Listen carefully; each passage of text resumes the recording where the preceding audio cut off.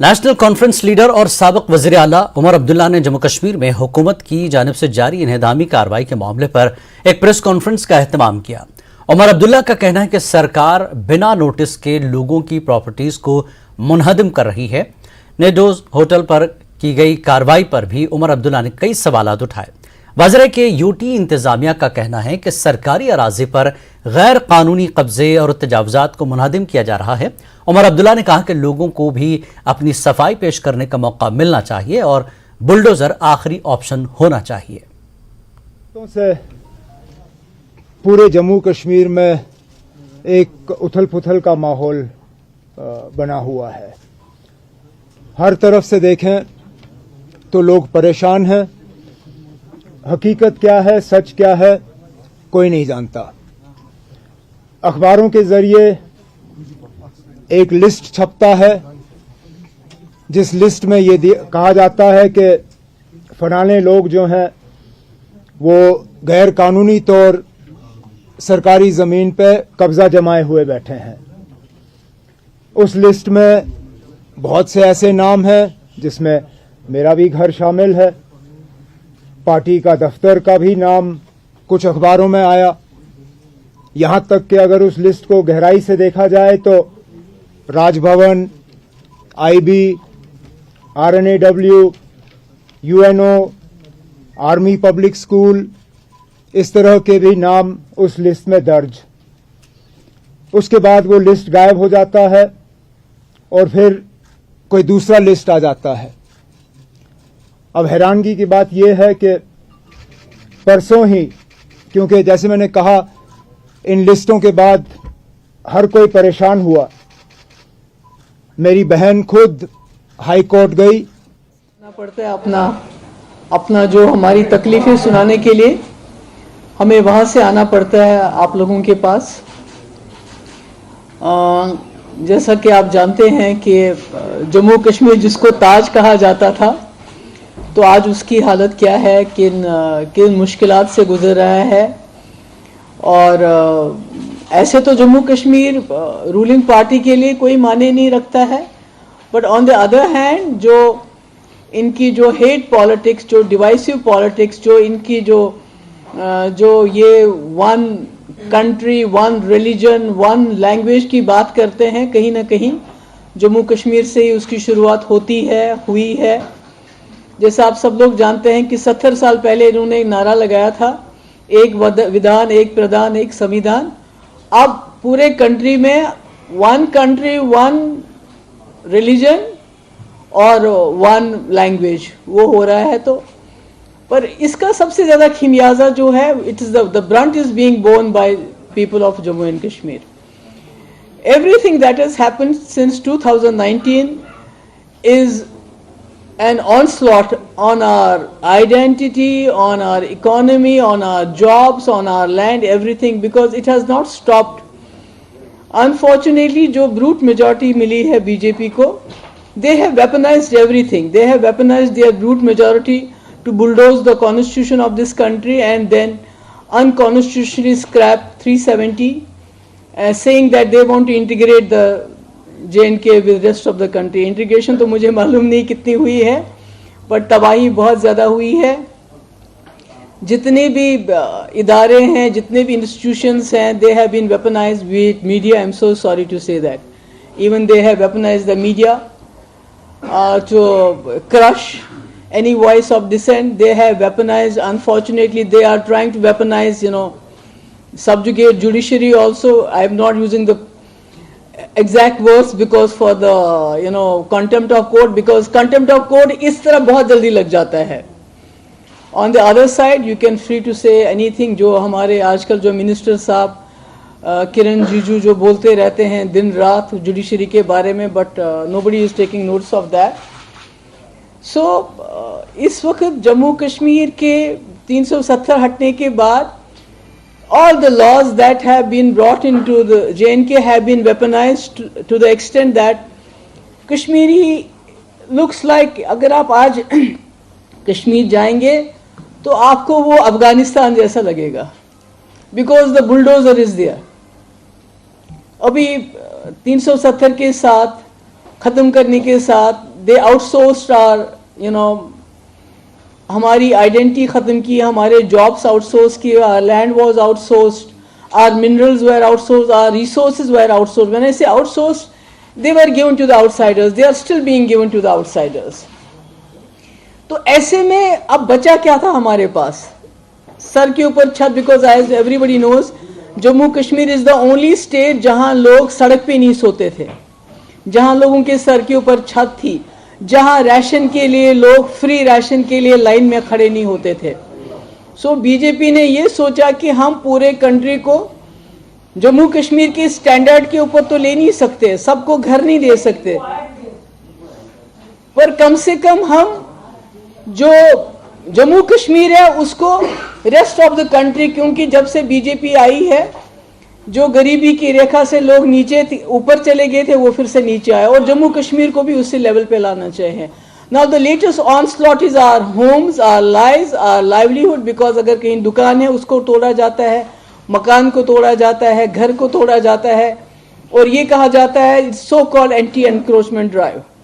This too has been weaponised now. अभी तो पहले ईडी एनआईए मुल्क के अंदर चलती है, जर्नलिस्ट के खिलाफ यूज होती है, ह्यूमन राइट्स एक्टिविस्ट के खिलाफ होती है, पॉलिटिशियंस के खिलाफ होती है, but we are still special status state, because हमारे यहाँ और भी एजेंसीज हैं, जितने भी हमारे पुलिस के हेड्स हैं they have their own agencies, SIA, SIU and. तो महबूबा मुफ्ती की दिल्ली में ये प्रेस कॉन्फ्रेंस जिसे आप देख रहे थे. आगे बढ़ेंगे. नेशनल कॉन्फ्रेंस लीडर और साबिक वज़ीर आला उमर अब्दुल्ला ने जम्मू कश्मीर में हुकूमत की जानिब से जारी इन्हेदामी कार्रवाई के मामले पर एक प्रेस कॉन्फ्रेंस का एहतमाम किया. उमर अब्दुल्ला का कहना है कि सरकार बिना नोटिस के लोगों को प्रॉपर्टीज को मुनहदिम कर रही है. रेडोज होटल पर की गई कार्रवाई पर भी उमर अब्दुल्ला ने कई सवालात उठाए. वज़ीर की यूटी इंतजामिया का कहना है कि सरकारी अराजी पर गैर कानूनी कब्जे और तजावुजात को मुनहदिम किया जा रहा है. उमर अब्दुल्ला ने कहा कि लोगों को भी अपनी सफाई पेश करने का मौका मिलना चाहिए और बुलडोजर आखिरी ऑप्शन होना चाहिए. कुछ हफ्तों से पूरे जम्मू कश्मीर में एक उथल पुथल का माहौल बना हुआ है. हर तरफ से देखें तो लोग परेशान हैं. हकीकत क्या है, सच क्या है, कोई नहीं जानता. अखबारों के जरिए एक लिस्ट छपता है, जिस लिस्ट में ये कहा जाता है कि फलाने लोग जो हैं वो गैर कानूनी तौर सरकारी ज़मीन पे कब्जा जमाए हुए बैठे हैं. उस लिस्ट में बहुत से ऐसे नाम हैं जिसमें मेरा भी घर शामिल है, पार्टी का दफ्तर का भी. जैसे कि जो लोअर मिडिल क्लास जिसे कहा जाता है वो भी हवाई जहाजों में उड़ रही है, ऐसे डेस्टिनेशंस पे उड़ रही है हवाई जहाज से जहां सोचा नहीं था. तो इस तरह से बड़ी मार्केट हो जाती है एविएशन की, जिसको HAL एक्सप्लोर करेगा. और जो मैंने कही, प्राइम मिनिस्टर मोदी ने हमेशा कहा है कि अगर भारत को 2025 तक $5 ट्रिलियन की इकोनॉमी बनना है तो निखिल उस वक्त भारत को अपना डिफेंस का डोमेस्टिक डिफेंस प्रोडक्शन जो है वो 25. और ये दंडता आपको रोकेगी.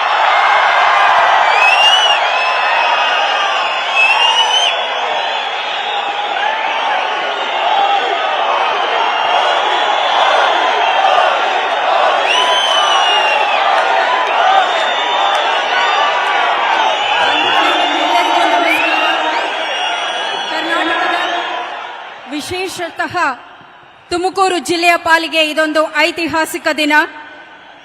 HAL ರಾಷ್ಟ್ರದ ಹೆಮ್ಮೆಯ ಹೆಸರು.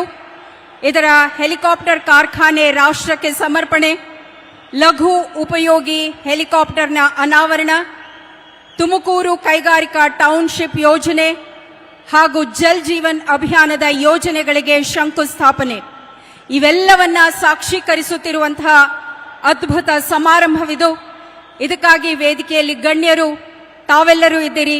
ತಮ್ಮೆಲ್ಲರನ್ನ ಅತ್ಯಂತ ಆದರದಿಂದ ಗೌರವದಿಂದ ಬರಮಾಡಿಕೊಳ್ತಿದ್ದೇವೆ. Yes, indeed, ladies and gentlemen, boys and girls, today is a historic day for Karnataka as India marches ahead under the able leadership of our Honorable Prime Minister Shri Narendra Modi ji. आप सबको बहुत स्वागत, very hearty welcome to all of you, ladies and gentlemen, boys and girls. ಸಮಾರಂಭದ ಆರಂಭ ಇದೀಗ ನಾಡಗೀತೆಯೊಟ್ಟಿಗೆ the state anthem will now be rendered. Kenkere Mallikarjun ಮತ್ತು ತಂಡದವರು ನಾಡಗೀತೆಯನ್ನ ಸಾಧ್ಯ ಮಾಡಿಕೊಡಲಿದ್ದಾರೆ. Request all of you to kindly rise for Jaya Bharata Jananiya Tanujate, Jaya He Karnataka Mata. जय भारत जननीय तनुजाते, जय हे कर्नाटक माते, जय सुंदर नदीवन गणनाडे, जय हे रस ऋषिगण बीरे. भूदेविय मकुटದ ನವಮಣಿಯೇ, ಗಂಧದ ಚಂದದ ಹೊನ್ನಿನ ಗಣಿಯೇ, ರಾಘವ ಮಧುಸೂದನರವ ಧರಿಸಿದ ಭಾರತ ಜನನಿಯ ತನುಜಾತೆ. ಜನನಿಯ ಜೋಗುಳ ವೇದದ ಘೋಷ, ಜನನಿಗೆ ಜೀವವು ನಿನ್ನಾವೇಶ. ಹಸುರಿನ ಗಿರಿಗಳ ಸಾಲೆ, ನಿನ್ನಯ ಕೊರಳಿನ ಮಾಲೆ. ಕಪಿಲ ಪತಂಜಲ ಗೌತಮ ಜಿನನುತ ಭಾರತ ಜನನಿಯ ತನುಜಾತೆ. ಶಂಕರ ರಮನುಜ ವಿದ್ಯಾರಣ್ಯ, ಬಸವೇಶ್ವರ ಅಧ್ವರ ದಿವ್ಯಾರಣ್ಯ. ರನ್ನ ಷಡಕ್ಷರಿ ಪೊನ್ನ, ಪಂಪಲ ಕುಮಿಪತಿ ಜನ್ನ. ಕುಮಾರ ವ್ಯಾಸರ ಮಂಗಳ ಧಾಮ, ಕವಿ ಕೋಗಿಲೆಗಳ ಪುಣ್ಯ ರಾಮ. ನಾನಕ ರಾಮಾನಂದ ಕಬೀರರ ಭಾರತ ಜನನಿಯ ತನುಜಾತೆ. ಕೈಯಪ ಹೊಯ್ಸಳರಾಳಿದ ನಾಡೆ, ಕಂಕಣ ಜಗಣರ ನೆಚ್ಚಿನ ಬೀಡೆ. ಕೃಷ್ಣ ಶರಾವತಿ ತುಂಗ, ಕಾವೇರಿಯವರ ರಂಗ. ಚೈತನ್ಯ ಪರಮಹಂಸ ವಿವೇಕರ ಭಾರತ ಜನನಿಯ ತನುಜಾತೆ. ಸರ್ವ ಜನಾಂಗದ ಶಾಂತಿಯ ತೋಟ, ರಸಿಕರ ಕಂಗಳ ಸೆಳೆಯುವ ನೋಟ. ಹಿಂದೂ ಕ್ರೈಸ್ತ ಮುಸಲ್ಮಾನ, ಪಾರಸಿಕ ಜೈನರ ಉದ್ಯಾನ. ಜನಕನ ಹೋಲುವ ದೊರೆಗಳ ಧಾಮ, ಗಾಯಕ ವೈದಿಕರ ರಾಮ. ಕನ್ನಡ ನುಡಿ ಕುಣಿದಾಡುವ ದೇಹ, ಕನ್ನಡ ತಾಯಿಯ ಮಕ್ಕಳ ದೇಹ. ಭಾರತ ಜನನಿಯ ತನುಜಾತೆ, ಜಯ ಹೇ ಕರ್ನಾಟಕ ಮಾತೆ. ಜಯ ಹೇ ಕರ್ನಾಟಕ ಮಾತೆ, ಜಯ ಹೇ ಕರ್ನಾಟಕ ಮಾತೆ. Thank you very much, Kenkere Mallikarjun and team, for the soulful rendition of Nadagite. ಬಂಧುಗಳೇ, ಇದು ಗೌರವಾರ್ಪಣೆಯ ಸಮಯ. राज तस्वीरें आप देख रहे थे। पीएम मोदी दिफाई शोबे में आत्मनिर्भर भारत प्रोग्राम को फरोग देने के लिए तंबाकुरू में एशिया की सबसे बड़ी हेलीकॉप्टर फैक्ट्री का इफ्तिताह करने के लिए पहुंचे हैं। छोटा सा ब्रेक लेंगे, ब्रेक के बाद फिर हाजिर होते हैं। नेटवर्क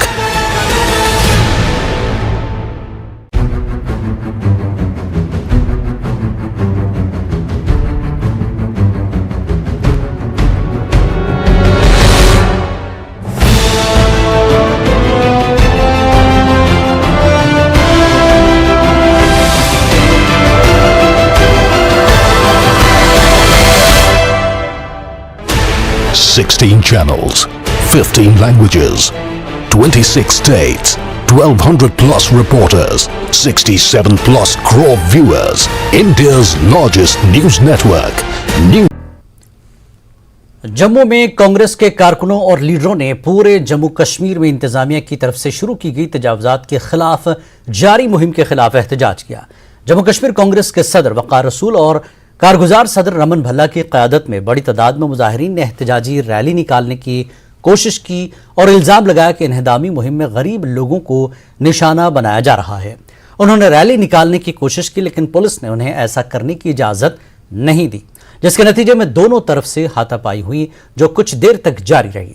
इस मौके पर वकार रसूल वानी ने एलजी इंतजामिया पर जोर दिया कि वो मज़कूरा मुहिम को फौरी तौर पर बंद करे, बसूरत दीगर कांग्रेस एहतजाज को मजीद तेज करने पर मजबूर होगी।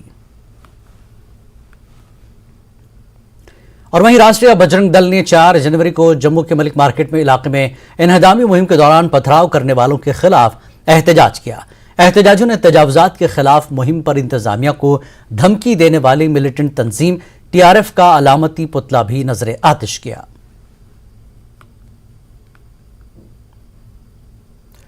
तुर्की और शाम में जलजले ने खौफनाक तबाही मचा दी है। अब तक 500 से ज्यादा अफराद हलाक हो चुके हैं, जबकि हजारों लोग जख्मी हैं।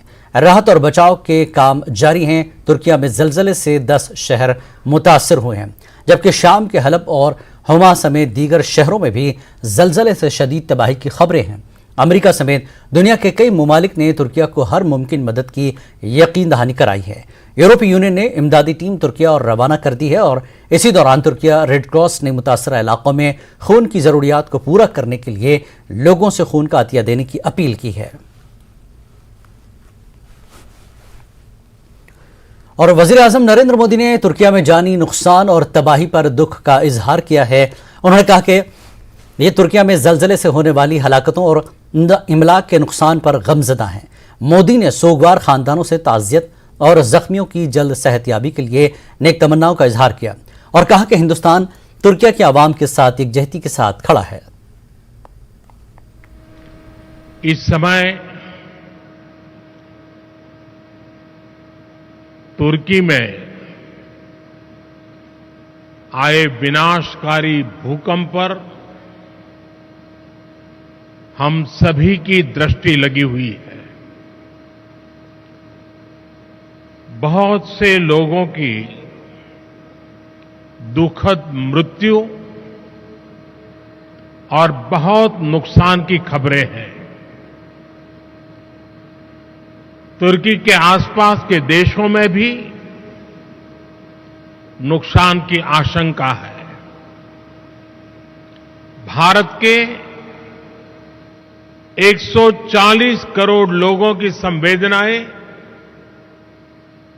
सभी भूकंप पीड़ितों के साथ है। भारत भूकंप पीड़ितों की हर संभव मदद के लिए तत्पर है। डीसी डोडा वीपी महाजन ने ठाठरी नई बस्ती का दौरा किया और कहा कि हम उन लोगों को तमाम सहूलियात फराहम करेंगे जो अपना घर खो चुके हैं। उन्होंने कहा कि मुतासरा लोगों को महफूज मकामात पर मुंतकिल करने के लिए हर मुमकिन मदद की जाएगी।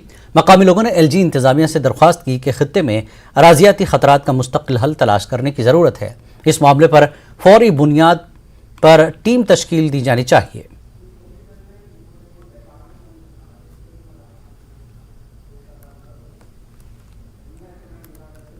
देखिए, जियोलॉजिकल सर्वे ऑफ इंडिया अभी अपना काम कर रही है।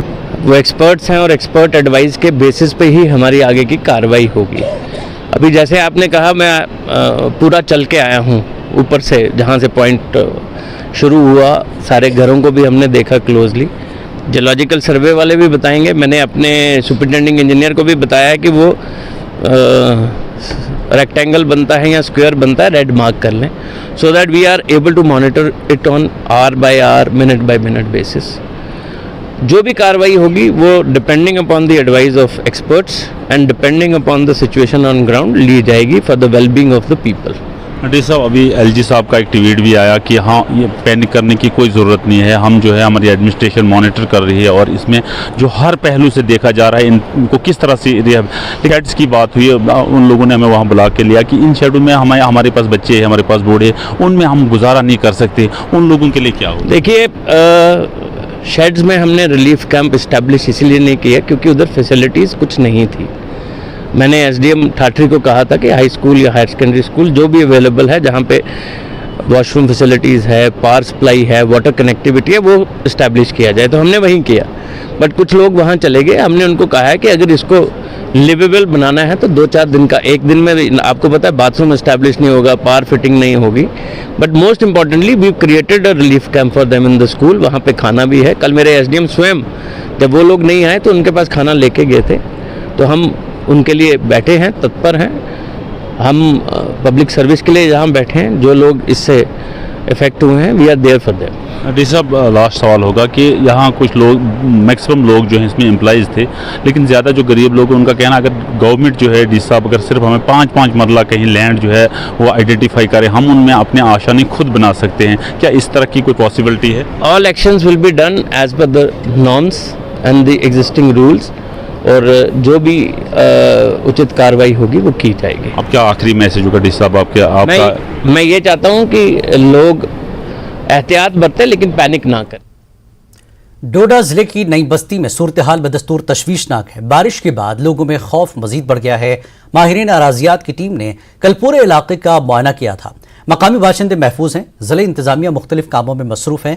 वाज़ेह है कि यहाँ जमीन धंसने की वजह से लोग परेशान हैं क्योंकि उनके घरों में दरारें पड़ी हैं और वो बहुत खौफजदा है।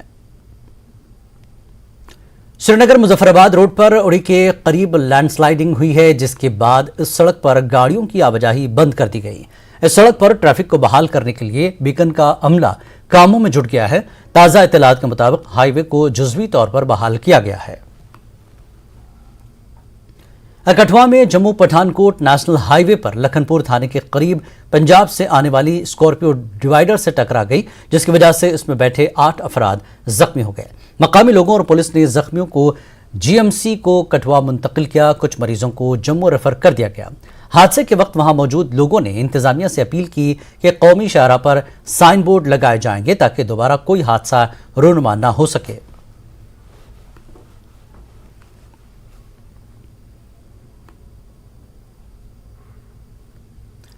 जम्मू कश्मीर आंध्र प्रदेश के बाद मुल्क की दूसरी रियासत यूटी है जिसने खवातीन कारोबारियों के लिए बाज़ाब्ता एक सनती स्टेट बनाया है। हुकूमत नए स्टार्टअप्स और नौजवान कारोबारियों खुसूसन खवातीन की हौसला अफजाई के लिए हर मुमकिन इक़दाम कर रही है।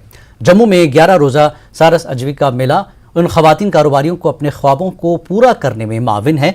15 रियासतों यूनियन टेरिटरीज से सेल्फ हेल्प ग्रुप से वाबस्ता खवातीन अपनी मसनूआत की नुमाइश कर रही हैं।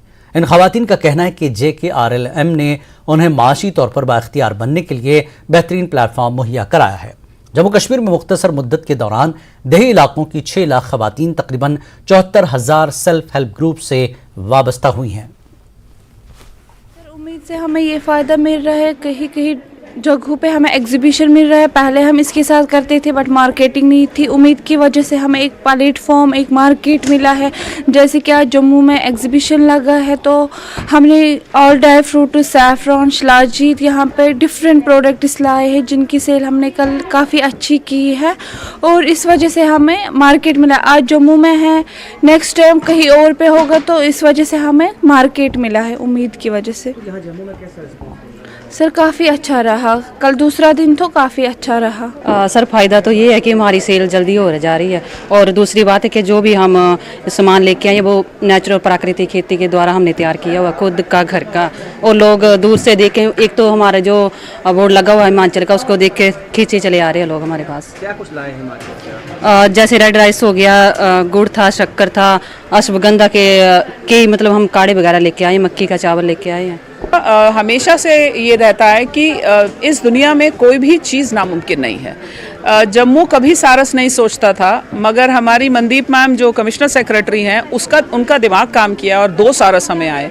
सो अगर हमने सारस शुरू किया है तो जो माइक्रो एंटरप्राइज डेवलपमेंट है उसमें अगले 2023 में इस साल में हम लोग ये सोच रहे हैं कि एक टेक्निकल सपोर्ट एजेंसी को हायर करेंगे और प्रोडक्ट डेवलपमेंट पे काम करेंगे। राइट, तो प्रोडक्ट डेवलपमेंट जब काम होगा तो हमारी फिनिशिंग इम्प्रूव होगी और एंटरप्रेन्योर्स जो हैं हमारी बहनें खुद की बन जाएंगी। इससे अच्छी बात नहीं है। इसके लिए बहुत अच्छा एक इनिशिएटिव स्किल डेवलपमेंट डिपार्टमेंट और चीफ सेक्रेटरी का है। स्मॉल बिजनेस यूनिट डेवलप हो रहे हैं हर डिस्ट्रिक्ट में।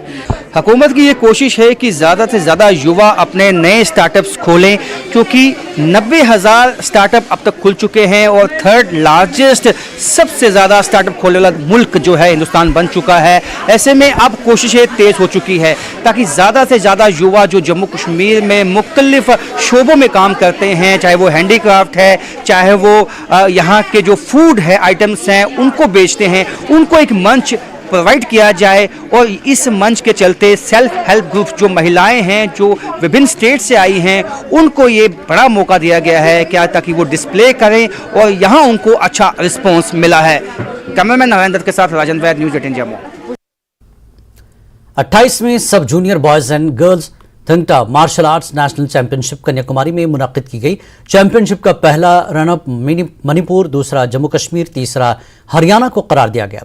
इस चैंपियनशिप का इनकाद तमिलनाडु थंगटा एसोसिएशन और थंगटा फेडरेशन ऑफ इंडिया ने किया है। चैंपियनशिप कन्याकुमारी में 1 फरवरी से 3 फरवरी तक मुनक्किद की गई। न्यूज 18 ने जम्मू रेलवे स्टेशन पर खिलाड़ियों से बातचीत की। थंगटा मार्शल आर्ट्स की कौमी सतह पे जो चैंपियनशिप हुई उसमें जम्मू कश्मीर के जो मार्शल आर्ट्स प्लेयर हैं उन्होंने हिस्सा लिया और दूसरे स्थान पे आए। इनसे हम बात करेंगे। आपका शुभ नाम क्या है? रौनक रियाज बाबा। अच्छा, ये जो आपने मार्शल आर्ट में अभी दूसरे स्थान पे आए हैं, आप कैसा लग रहा है आपको? सर हम बहुत प्राउड फील कर रहे हैं। हमारी टीम जो है उन्होंने ओवरऑल बहुत अच्छी परफॉर्मेंस दिखाई और हम फर्स्ट रनर अप्स आए हैं। Yes sir. आपका नाम क्या? इधर सुहेल अहमद। सुहेल अहमद, कहाँ से हैं आप? कश्मीर से, जम्मू कश्मीर से। जम्मू कश्मीर से। आप बताइए कि कैसा एक्सपीरियंस रहा ये सब? बहुत अच्छा एक्सपीरियंस रहा। हमारा 28th नेशनल चैंपियनशिप कन्याकुमारी में था। ओवरऑल हम रनर अप आए, फर्स्ट रनर अप। आपका शुभ नाम? ताबिश मुश्ताक।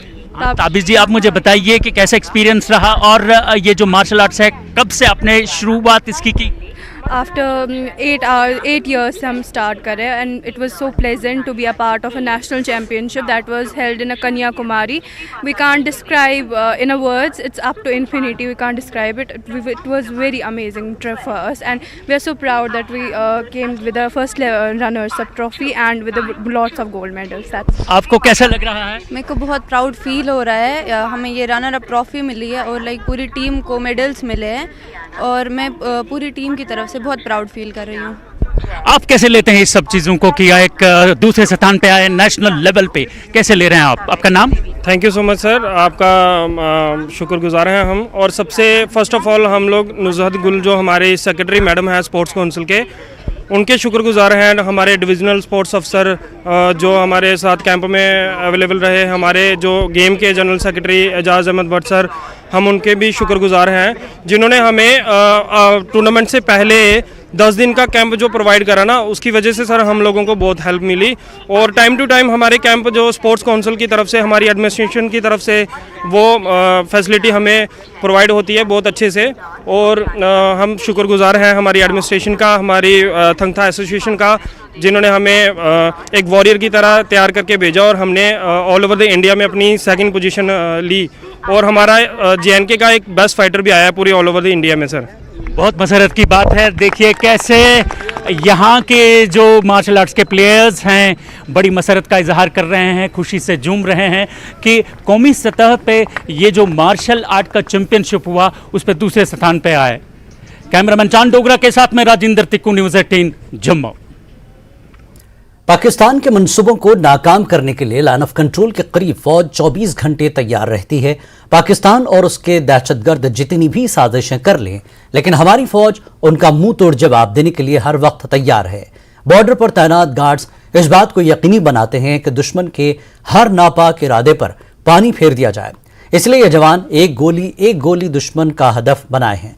सरहद पर फौज के जवान हर सूरत हाल से लड़ने के लिए तैयार रहते हैं, जिसमें हाईटेक गैजेट्स के साथ ट्रेनिंग दी जाती है ताकि फौजी जवान हर किस्म के हालात से लड़ने के लिए तैयार रहें। पाकिस्तान जहां लगातार कोशिशें करता रहता है कि घुसपैठ कोशिशें कराया जा सके और साथ ही साथ वो अलग अलग मोडस ऑपरेंडी अपनाता है ताकि आतंकी गतिविधियां जो है वो जम्मू कश्मीर में बढ़ाई जा सकें, किस तरह से उसे काउंटर किया जाता है ये दिखाने के लिए नेटवर्क गेटिंग की टीम आज पहुंच चुकी है LOC बॉर्डर पर और आपको दिखाएगी किस तरह से और एंटी टेरर ऑपरेशन जो है वो चलाए जाते हैं। आप देख सकते हैं किस तरह से हमारे ये जो जवान हैं वो लगातार ट्रेनिंग कर रहे हैं और अलग अलग अगर मैं बात करूं तो पूरी तरह से हाईटेक गैजेट्स के साथ, हाईटेक गन्स के साथ यहाँ पर पूरी तरह से ये जो लैस हमारे इंडियन आर्मी के जो जवान हैं वो यहाँ पर तैनात हैं और किस तरह से वो ट्रेनिंग करते हैं, किस तरह मुस्तैदी से 2400 घंटे हमारे जवान जो हैं वो तैयार रहते हैं और हर एक चीज पर किस तरह से उनकी पैनी नजर रहती है ये दिखाने के लिए आपको जो है वो नेटवर्क गेटिंग की टीम यहाँ पर पहुंची है। आप देख सकते हैं एक गोली एक दुश्मन, यानी कि एक गोली से एक दुश्मन का खात्मा जो है वो करने का प्रण लेकर ये हमारे आर्मी जवान जो है वो 2400 घंटे तैनात रहते हैं और आप देख सकते हैं किस तरह से पैनी नजर और निशाना जो है वो सीधा दुश्मन की ओर, और किसी ने भी नजरें गड़ाने की कोशिश हमारे भारतीय सरजमीन पर की तो उसका जवाब देने के लिए पूरी तरह से हमारे जो इंडियन आर्मी के जवान हैं वो मुस्तैद हैं और साफ तौर पर पाकिस्तान को क्लियर संदेश कि अगर उसने किसी भी तरह की कोशिश खास तौर पर करने की कोशिश की तो उसका जवाब जो है एक गोली एक दुश्मन का पहले से तैयार है।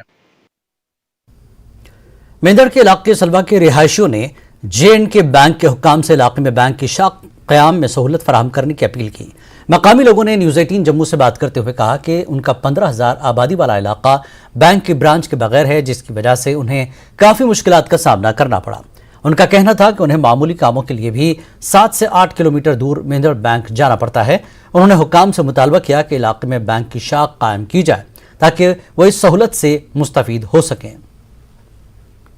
की वजह से बहुत परेशानी हम लोगों को, हम लोग देखो एटीएम भी नहीं होता है, कई गरीब लोग होते हैं, कई बुजुर्ग होते हैं, लेकिन एटीएम भी नहीं होता है। लेकिन बैंक की इतनी परेशानी है, बहुत ज़्यादा परेशानी है, लिहाजा हमें बैंक होना चाहिए। पहली बार मैंने बात की है, यही है कि हमारी परेशानी जो है ये बैंक की है, बहुत है। बच्चे के लिए भी परेशानी है, कई बार बच्चों के कागज पत्र भी बनते हैं, स्कूलों के बच्चे हैं वो परेशान होते हैं। स्कूलों में हम स्कूल जाएंगे, स्कूल से तो वहाँ काम नहीं बनेगा, हम बुजुर्ग लोग जाते हैं, हम भी खाली वापस आ जाते हैं। कई बार गाड़ी नहीं मिलती है, इतनी परेशानी होती है जिसका कोई हिसाब नहीं। तो मैं गवर्नमेंट से भी आपसे भी यही रिक्वेस्ट है कि आप मेहरबानी करें और नज़रसानी करें, इस काम को पूरा करें। सर हमारी जो बैंक ब्रांच की जो डिमांड है ये हमारी पूरी की जाए, क्योंकि एक जेन्युइन डिमांड है ये हमारी, ये 4-5 पंचायतों को जो कवर करती है ये। तो अगर ये बैंक ब्रांच यहाँ में मिल जाएगी तो इससे बहुत बेनिफिट होगा, बैंक फैसिलिटी होगी, लोगों को लोन लेने होते हैं वो, और यहाँ से हम चल के मेंढर नहीं जा सकते क्योंकि काफ़ी ओल्ड एज पर्सन भी होते हैं। तो मैं ये रिक्वेस्ट करूँगा लेफ्टिनेंट गवर्नर साहब से, तो हमारे जो बैंक के चेयरमैन साहब से कि हमारी जो ये ब्रांच सेंक्शन हुई है ये हमें दी जाए। बहुत बड़ी परेशानी है जी बैंक की, इस वास्ते हमारी रिक्वेस्ट है जनाब कि हमारी हेल्प की जाए।